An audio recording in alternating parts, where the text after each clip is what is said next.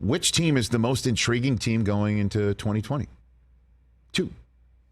Which team is the most intriguing team going into this upcoming National Football League season? And you have many options. I'm kind of settling on the Tampa Bay Buccaneers, and it was sealed yesterday. Yeah, it was sealed yesterday by the fact that Julio Jones is now on the team. The leader in 17th place all-time in yards, 25th all-time in receiving yards, a future Hall of Famer, it appears. And he is now on this team. Maybe as Chris Godwin insurance, even though that top-notch receiver, Pro Bowl receiver, who had his knee blown out at the top of January, just on the eve of the playoffs, he did not start the training camp season on the physically unable to perform list, a.k.a. the PUP list. And maybe he's ready to go. Russell Gage, as we all know, is the Falcons receiver who I mentioned, now on Tampa Bay, as the number one under-the-radar offseason acquisition. Number one, Russell Gage is now a Tampa Bay Buccaneer. He was signed on, I would imagine, to fill the Antonio Brown slot as Chris Godwin was coming back. And now here comes Julio Jones as Godwin insurance, or as Todd Bowles said today, somebody's got to make up for Gronk's catches, is what he said about Julio Jones. And the fact that last year, with Godwin going down and Antonio Brown removing his clothing and cutting himself from the Buccaneers last year, that they were left shorthanded at the end of the year in the wide receiver front. Why not just stack the wide receiver room right now? And what a way to stack. How about this for intriguing? I don't know if we've ever seen this before.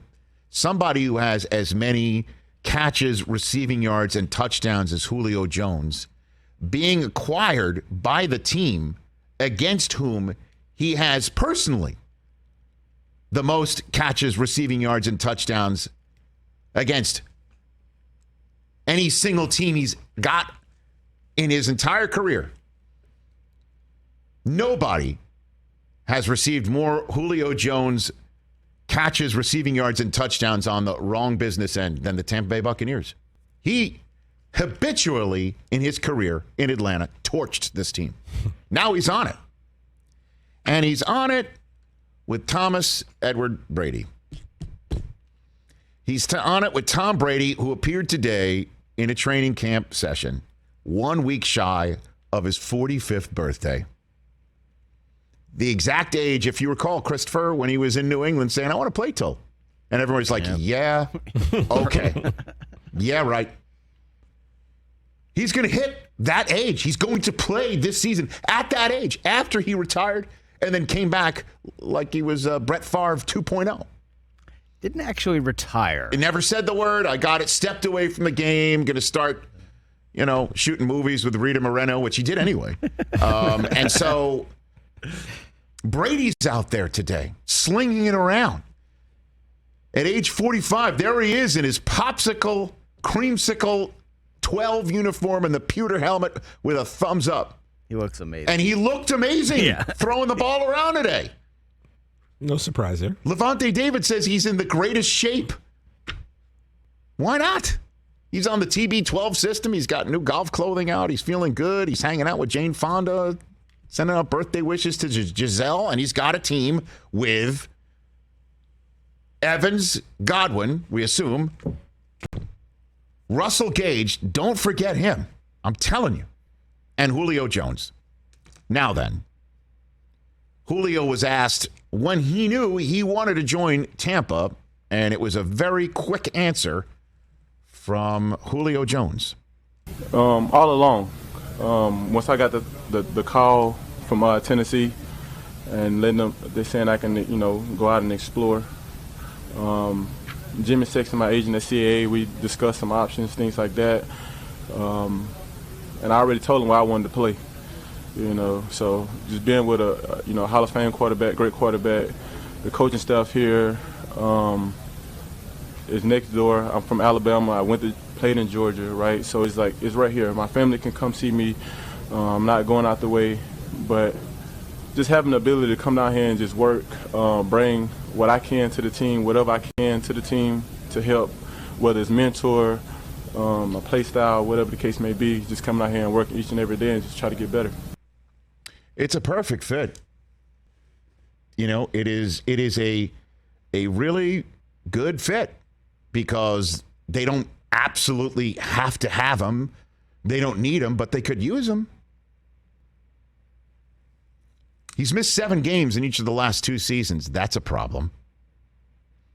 And when Brady, a 45-year-old, hits a 33-year-old wide receiver, by the way, the last wide receiver to have a 1,000-yard season at this ripe old age or above was Julian Edelman in 2019.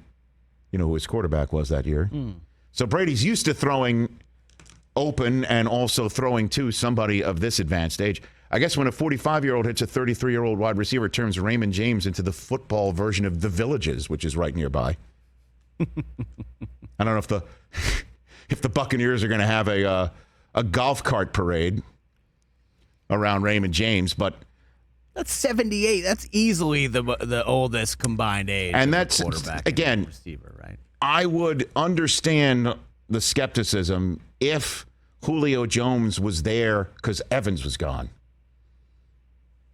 He's there as a 3, a 4, and he's ready to be that guy. And I would just imagine he's going to take some tips on Tom about staying healthy, maybe. I don't know. Kind of helps. I think it works. And they're just as intriguing as they come. Is this Brady's last season? Todd Bowles is now the head coach there. He says Leonard Fournette came in shape.